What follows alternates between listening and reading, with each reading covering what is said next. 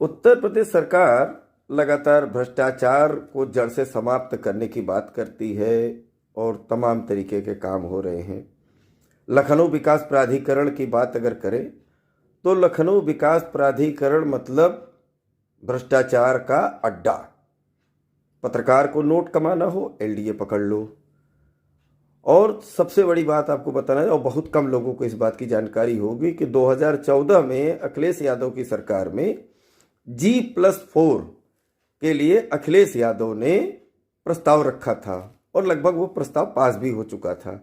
बस कुछ बाकी चीज़ें रह गई थी, उसी बीच सरकार बदल गई। आज भी राजधानी लखनऊ में लखनऊ विकास प्राधिकरण G+2 का मानक लेकर के चल रहा है। चलो कोई बात नहीं, वो आपकी बात है। लेकिन एक बात बताइए, राजधानी लखनऊ आज कितना बड़ा हो गया, उसका क्षेत्रफल कितना बढ़ गया, नगर निगम का कितना एरिया बढ़ गया, और राजधानी लखनऊ की जनसंख्या कितनी हो गई। तो क्या जनसंख्या के आधार पर आपके नियम में बदलाव नहीं होना चाहिए? जबकि संविधान में लिखा हुआ है कि अगर जरूरत पड़े तो 10 साल के बाद उसमें बदलाव कुछ किया जा सकता है।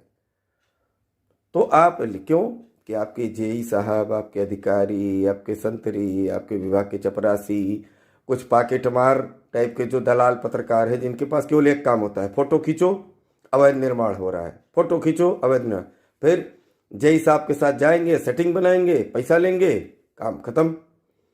अब मैं एक मुद्दे की बात बोल रहा हूँ। मेरे बगल में आप देख रहे हैं कि जो फोटो आपके सामने दिख रही है, यह अमीनाबाद क्षेत्र में लाटूस रोड पर गन्ने वाली गली के बैक साइड में बना हुआ है अपार्टमेंट, और बाहर से शोरूम है।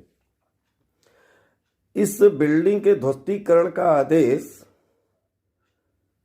साल भर पहले हो चुका है, साल डेढ़ साल हो चुका है, और अभी हाल में 3 बार यह आदेश हुआ कि आप भवन को खाली करिए, इसे ध्वस्त कर रहा है। अब समस्या यही है कि उसके बाद भी अभी तक ध्वस्त काहे नहीं हुआ।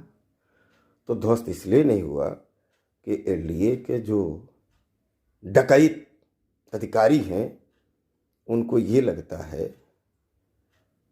कि पैसा ले लो, काम खत्म हो गया, और अवैध जो निर्माण करा करके बैठा हुआ है उसको भी यही लगता है कि हमारे पैसे के आगे तो सब बिके हुए हैं।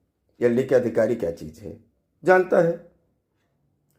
अब मैं योगी महाराज से पूछना चाह रहा हूं कि ये बताइए, अगर यही भवन अगर किसी मुसलमान का होता और अब तक आपके पास शिकायत पहुंची होती और विभाग से इतना आदेश हो गया, उसके बाद भी नहीं गिराई गई, तो क्या करते?